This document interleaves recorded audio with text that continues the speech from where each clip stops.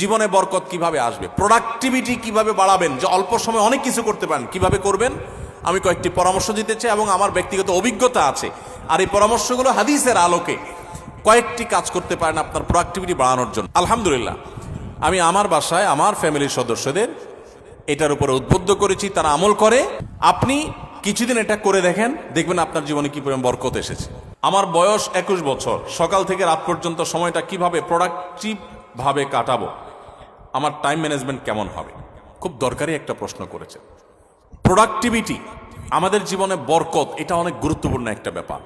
ইসলামের ইতিহাসে স্বর্ণযুগের অনেক সোনালী মানবরা আছেন, তাদের মাত্র 30, 35, 40 বছরের জীবনে হাজার হাজার পৃষ্ঠার বই রচনা করেছেন, গবেষণামূলক বই। আজকালকার মতো কপি পেস্ট মার্কা বই না, যে গুগল থেকে নকল করে কপি পেস্ট করে বই লিখে ফেলছে, জি না।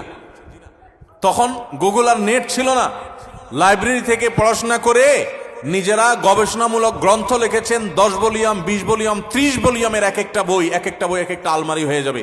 30-40 বছর বয়সে এত বড় বড় বই লিখে ফেলেছেন। আর আমরা অনেকে আছি 30-40 বছর বয়সে ওই বইগুলো পড়েও শেষ করতে পারবো না। তাদের জীবনে অনেক বরকত ছিল, অল্প সময় অনেক কাজ করতে পারতেন। আমাদের জীবনে বরকত নাই, একেবারেই বরকত নাই। দেখতে দেখতে জীবন পার হয়ে যায়, দিন পার হয়ে যায়, কিছু করা হয় না। তো জীবনে বরকত কিভাবে আসবে, প্রোডাক্টিভিটি কিভাবে বাড়াবেন, যে অল্প সময় অনেক কিছু করতে পারেন, কিভাবে করবেন আমি কয়েকটি পরামর্শ দিতে চাই এবং আমার ব্যক্তিগত অভিজ্ঞতা আছে। আর এই পরামর্শগুলো হাদিসের আলোকে কয়েকটি কাজ করতে পারেন আপনার প্রোডাক্টিভিটি বাড়ানোর জন্য। নাম্বার 1, খুব গুরুত্বের সাথে লক্ষ্য করবেন, রাতে দেরিতে ঘুমাবেন না। যারা রাতে দেরিতে ঘুমায় এদের জীবনে বরকত নষ্ট হয়ে যায়, এদের জীবনে প্রোডাক্টিভিটি থাকে না। দেখুন, পৃথিবীতে যে সমস্ত দেশগুলো উন্নত হয়েছে, আপনি আমেরিকা বলেন, জাপান বলেন, কোরিয়া বলেন, আপনি ইউরোপ বলেন, পৃথিবীর যে সমস্ত অঞ্চলের যে সমস্ত দেশগুলো উন্নত হয়েছে, তাদের দেখবেন সবার একটা কমন লাইফস্টাইল হলো তারা রাতে তাড়াতাড়ি ঘুমায় পড়ে। সমস্ত উন্নত দেশের সব মানুষদের মধ্যে কালচার আছে। সারা পৃথিবীতে যে দেশগুলো উন্নত হয়েছে তারা সবাই দেখবেন সন্ধ্যার পর পর শুয়ে পড়ে। আর আমাদের বাঙালির রাত শুরুই হলো 10টার পর, তাই না? আমরা অফিস আদালত থেকে আইসা বাসায় রিমোট নিয়া জামা টামা খুলে ধুইয়া বৈশা, এরপরে আমরা এশার নামাজ যদি পড়ি, নামাজি হই, আর বেনামাজি হলে তার কোনো কথাই নেই। আইসা আমরা সোফা বসে এবার আমরা রিমোট দিয়া একটা পর একটা চ্যানেল পাল্টাতে থাকি, এরপরে মোবাইলে ফেসবুকে হাতে থাকি, খাওয়া দাওয়া করে শুধু আমাদের 12টা, 12:30, 1টা। এই যে দেরিতে ঘুমাই, আমাদের জীবনের প্রোডাক্টিভিটি নষ্ট হয়ে যায়, বরকত নষ্ট হয়ে যায়। যে তরুণ তার প্রোডাক্টিভিটি বাড়াতে চায়, সেই জন্য রাতে তাড়াতাড়ি ঘুমায়। রাতে তাড়াতাড়ি ঘুমায়, যেগুলো রাতে করবেন ওইগুলো সকালে করবেন। অনেক যুবক আছে পড়াশোনা করে রাত 12টা পর্যন্ত। আরে ভাই, রাত 10টায় আপনি ঘুমিয়ে যান, এই যে 2 ঘন্টা পড়লেন, ভোর রাতে উঠে ফজরের সময় 2 ঘন্টা পড়েন, ওই 2 ঘন্টা এই 2 ঘন্টার চেয়ে অনেক বেটার হবে। কারণ 6-7 ঘন্টা 8 ঘন্টা ঘুমের পরে যে ফ্রেশ মুড থাকবে, ওই সময় পড়লে সেই পড়াটা অনেক তাড়াতাড়ি আপনার আত্মস্থ হবে। আপনি সারা দিনের হ্যাসেলের পর রাত্রে পড়তে যান, আপনার মাথায় পড়াটা এত তাড়াতাড়ি রপ্ত হবে না, যত তাড়াতাড়ি রপ্ত হবে 6-7 ঘন্টা ঘুমানোর পর। আমি একটা কথা সবসময় বলি, এই যে হেফজুখানার ছাত্রদেরকে আমরা পুরস্কার দিলাম আজকে, সারা বাংলাদেশের সমস্ত হেফজুখানার ছাত্রগুলো এক একটা মিরাকল, এক একটা অলৌকিক। কারণ এই যে অলৌকিকত্ব, এক একটা অলৌকিক বিষয় এদের মধ্যে রয়েছে, সেটা হলো যে এরা সবাই ছোট ছোট বাচ্চা মানুষ। 30 পারা কোরআন হেফজ করে ফেলে মাত্র 2 বছরে, 1 বছরে, 6 মাসে, বিভিন্ন সময়। কিভাবে সম্ভব?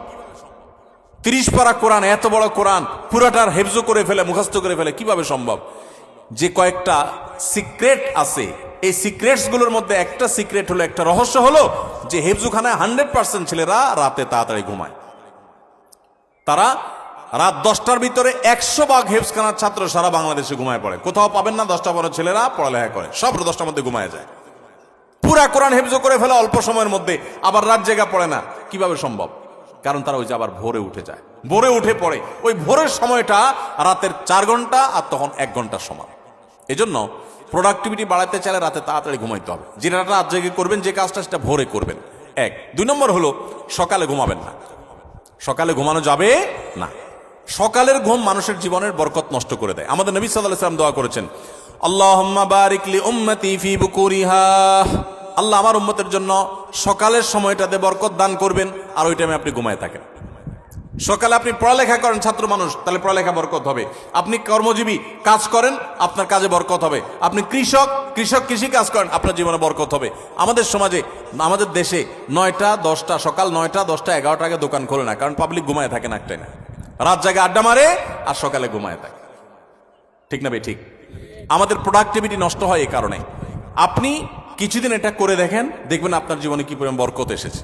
আলহামদুলিল্লাহ, আমি আমার বাসায় আমার ফ্যামিলির সদস্যদের এটার উপরে উদ্বুদ্ধ করেছি, তারা আমল করে, রাতে তাড়াতাড়ি ঘুমায় পড়ে। 10টার ভিতরে সবার ঘুম শেষ, আর সকালে কোনো ঘুম নেই। ভোর থেকে উঠে যার যার কাজে সে লেগে যায়। আবার দরকার হলে দুপুরে একটু ঘুমাবেন, সুন্নাত সেটা, আর এর বাইরে কোনো কাজ করবেন না। তাহলে প্রোডাক্টিভিটির জন্য 1 নম্বর হলো রাতে তাড়াতাড়ি ঘুমাবেন, 2 নম্বর হলো ফজর পরে ঘুমাবেন না, ফজর পরে জেগে থাকবেন, কাজ শুরু করবেন। আর রাতে তাড়াতাড়ি ঘুমালে এমনি ফজরের সময় আপনি ঘুম ভেঙে যাবে, কারণ সারা রাত ঘুম, বড় রাত ঘুম হয়ে যাবে ইনশাআল্লাহ। 3 নম্বর এবং সর্বশেষ প্রোডাক্টিভিটির জন্য যেটা বলতে চাই তা হলো এই মোবাইল এবং বিভিন্ন রকমের ডিভাইসের নেশা বন্ধ করতে হবে, তা না হলে প্রোডাক্টিভিটি কখনো বাড়বে না। মনে রাখবেন, মোবাইলের নেশায় বুধ হয়ে থাকে আর জীবনে বড় কিছু করতে পারছে এমন একটা মানুষ পৃথিবীতে আপনি খুঁজে দেখাতে পারবেন না, একটা মানুষও না। মোবাইলের নেশায় সারাদিন ভূতের মতো মোবাইল টিপে আর আঙুল দিয়ে স্ক্রল করে একটু পরপর, এই মানুষগুলো জীবনে বড় কিছু করতে পারে না যদি এই অভ্যাস না ছাড়ে। এই অভ্যাস যেদিন ছাড়ে সেদিন তৌফিক হতে পারে। একসাথে মোবাইলের নেশাও আছে, আবার বড় কিছু করতে পেরেছে, এটা হয় না। অনেককে আমরা ওয়াজ শোনার নাম দিয়ে শয়তান আমাদেরকে মোবাইলের পিছনে লাগাই দিস। আরে প্রোডাক্টিভিটির জন্য এই কাজগুলো করবেন। আল্লাহ আমাদেরকে তৌফিক দান করুন।